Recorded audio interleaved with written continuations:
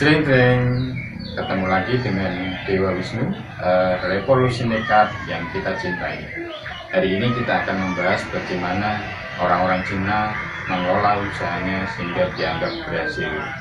Nah, hari ini kita akan coba membedah bagaimana 5 rahasia sukses dari orang-orang Cina membangun usaha nekatnya. Sampai ketemu di pembahasan hari ini.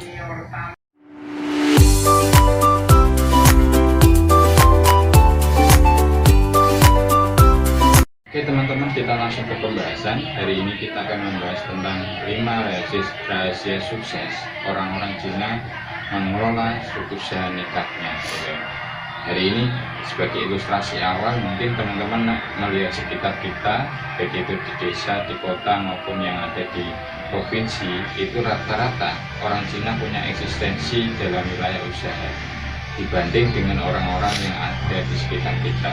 Dan orang Cina punya kultur atau budaya untuk membangun usaha dari sejak dia mulai masuk di kota tersebut. Bahkan dia selalu berada di posisi strategis tempatnya yang mungkin orang sekitarnya itu menganggap dia punya kelebihan gitu. Akan mungkin teman-teman bisa melihat ada kawasan namanya kawasan pecinan atau kawasan Tionghoa, karena disitulah orang-orang Cina itu berdagang untuk bersatu. Nah, hari ini kita akan membahas 5 kunci sukses orang Cina mengelola usaha nekatnya. Pertama adalah orang Cina itu bijak dalam mengelola mampu untuk mewujudkan usaha dari sejak kecil, sejak dini.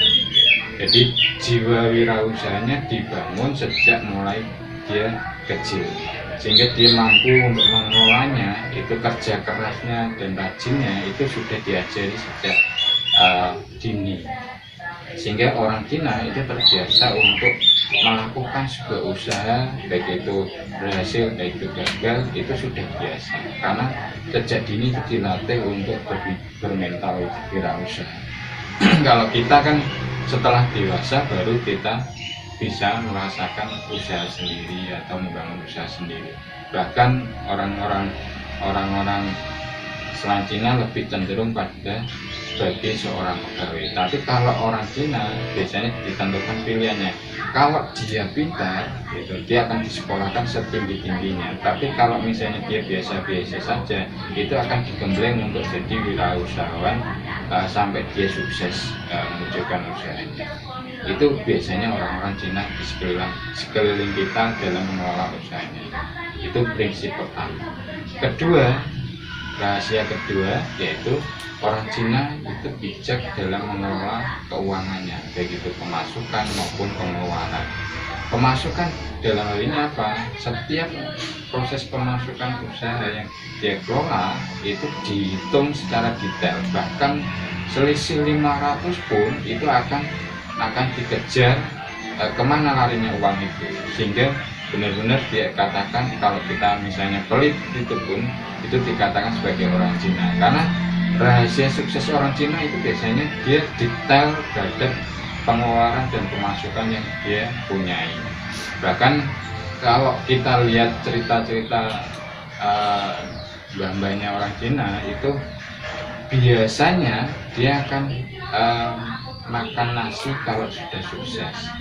Dia mengawali titik nolnya dengan makan bubur. Apapun kondisinya dia akan makan bubur demi mengingat usahanya. Dan di samping itu, ketika dia punya keinginan, entah itu keinginan konsumsi, keinginan barang, keinginan apapun, dia akan membeli sesuatu kalau uangnya sudah 3 kali lipat dari barang yang dibelinya. Sehingga efektivitas keuangan itu punya penguat terhadap dirinya. Dia punya dana cadangan untuk mengelola keuangannya sehingga tidak kolaps gara-gara dia beli sesuatu. Nah, kalau belum mencapai sesuatu itu, dia akan mengerem keinginan itu menjadi proses penghematan terhadap dirinya maupun keluarganya. Nah, contohnya tadi dia harus makan bubur, makan segala macam yang sisi prihatinnya yang dibandingkan gitu. Makanya kita tahu orang Cina sudah suksesnya, tapi tidak tahu pada saat dia prihatinnya seperti apa. Itu prinsip kedua. Prinsip ketiga adalah orang Cina itu biasanya berpikir untuk 3 generasi. Dia membangun sebuah usaha bukan untuk hari ini, tapi bagaimana usaha ini untuk anak cucunya, gitu ya. Jadi 3 generasi ke depan yang ditinggalkannya itu bisa lebih sukses dari dirinya. Caranya apa? Penghematan yang dia lakukan untuk memikirkan generasi yang seterusnya yang jadi keturunannya dia.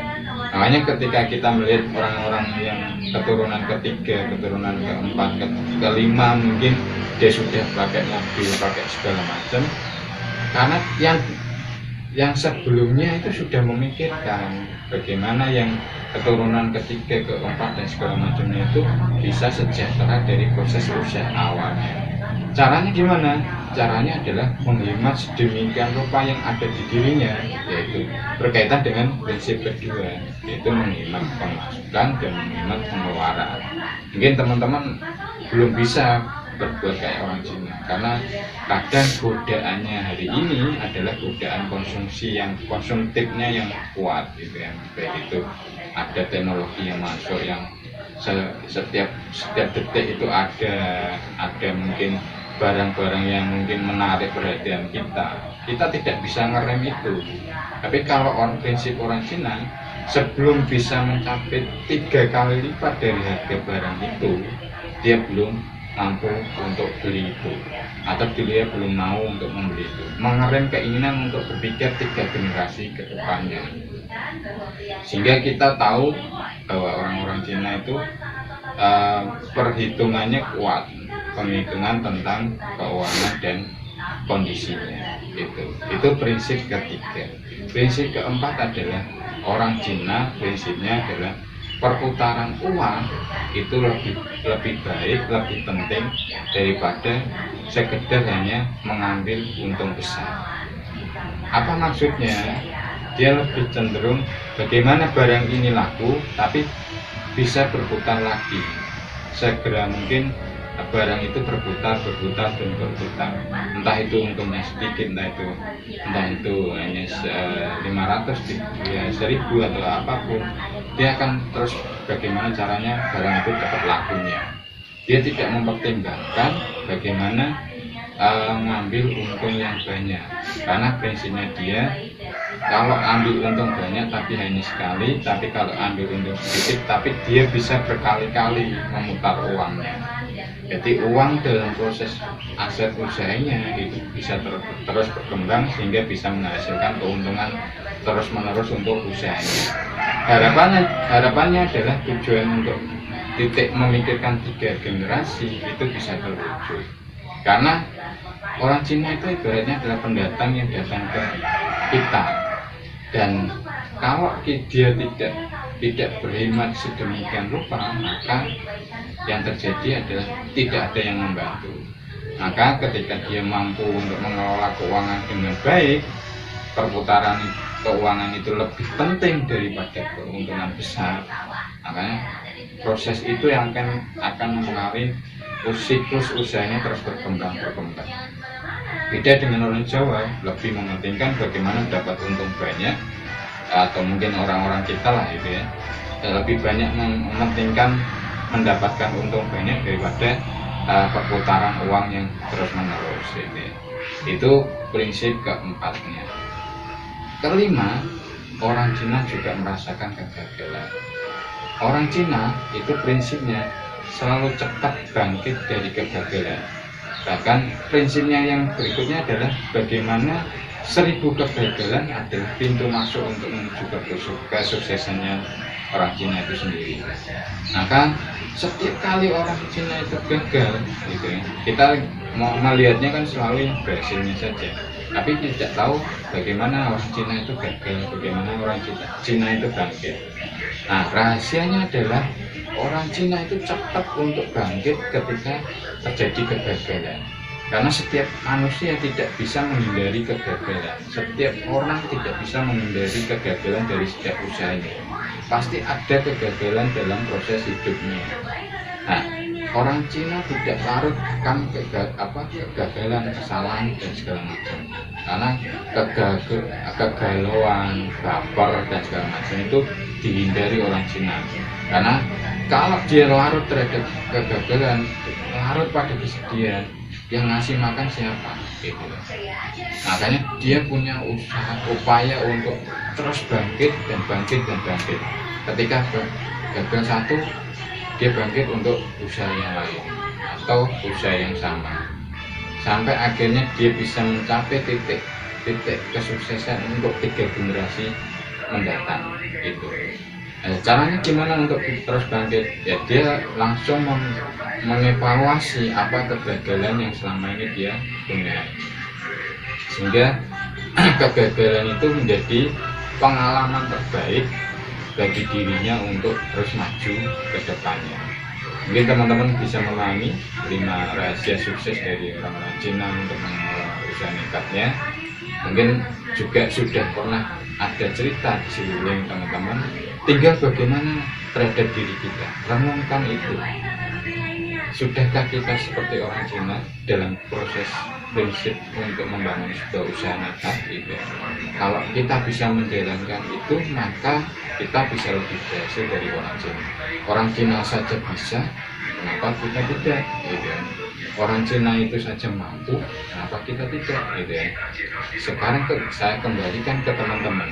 Kalau teman-teman bisa melakukan itu, maka proses selama ini kecemburuan kita terhadap orang-orang Cina itu bisa dihindari, karena kita bisa lebih bisa dari orang-orang Cina. Mungkin itu aja untuk session hari ini. Ini sebagai bahan renungan saja buat teman-teman untuk memulai sebuah usaha nekatnya, sehingga kita bisa belajar banyak dari orang Cina dalam membangun kesuksesan usaha nekat. Mungkin kalau ada pertanyaan atau kebingungan yang memulai usaha, silahkan teman-teman komen di bawah ini, sehingga kita bisa sharing banyak tentang bagaimana membangun usaha atau usulan pembahasan yang ingin dibahas dalam Revolusi Nekat channel ini gitu. Mungkin gitu aja, salam nekat.